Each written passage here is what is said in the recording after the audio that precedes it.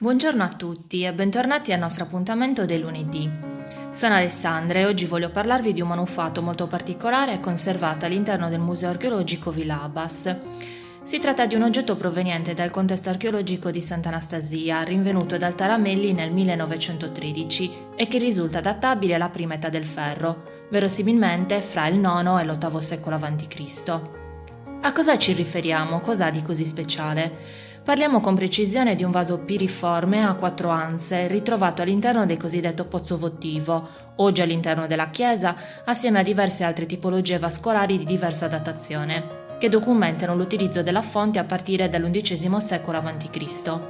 e fino almeno al VII. Del vaso spiccano, oltre al finto versatoio in posizione centrale nel corpo panciutto, la complessa decorazione impressa e incisa, attribuibile al periodo geometrico e, pensate un po', la rappresentazione stilizzata di un nuraghe quadrilobato, di cui per ora è addirittura l'unico esempio. A partire dal bronzo finale, infatti, sono documentate numerose rappresentazioni delle torri nuragiche e su diversi tipi di supporto. Sempre a Sardara, d'altronde, è stato rinvenuto all'interno della capanna 5 un altare di forma troncoconica oggi conservato al Museo archeologico nazionale di Cagliari e che riproduce proprio un nuraghe monotorre.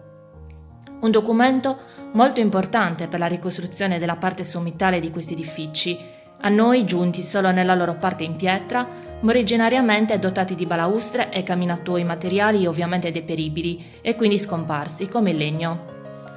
Con l'età del ferro, infatti, per le società dell'isola sembrano profilarsi nuovi scenari culturali che investono i loro modi di stare al mondo e dunque di concepire lo spazio, l'ambiente e le relazioni fra gli elementi. Nuove esigenze socio-economiche vanno definendosi e muta, in sostanza, il modo di conferire significati alle cose, oltre che con esso gli schemi mentali.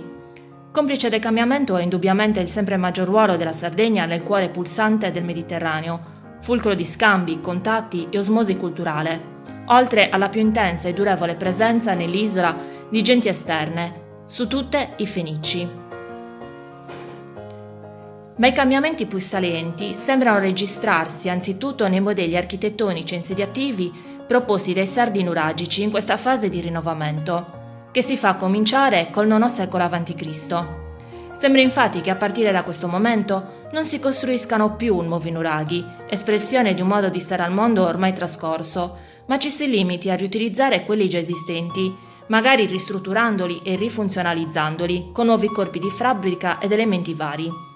Prassi simili sono attestate per Gianna Maria Villanova Forru, ma anche a Torpè, Posada, Orani e Olbia.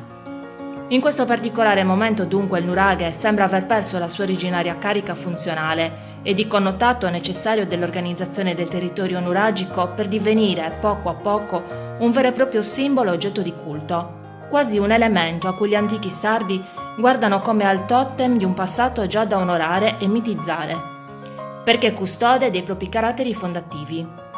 Per questo cominciano a rappresentarlo e autorappresentarsi nella pietra, nella ceramica e nel bronzo. Consapevoli dei tratti della propria identità storica, e il vaso piriforme di Sardara si rivela un esempio eloquente di questa tendenza.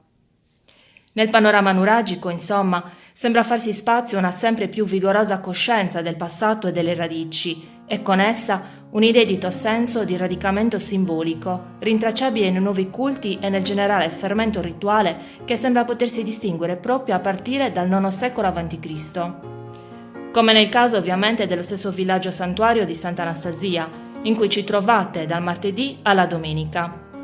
Grazie a tutti per l'attenzione e ricordate che vi aspettiamo a Sardara.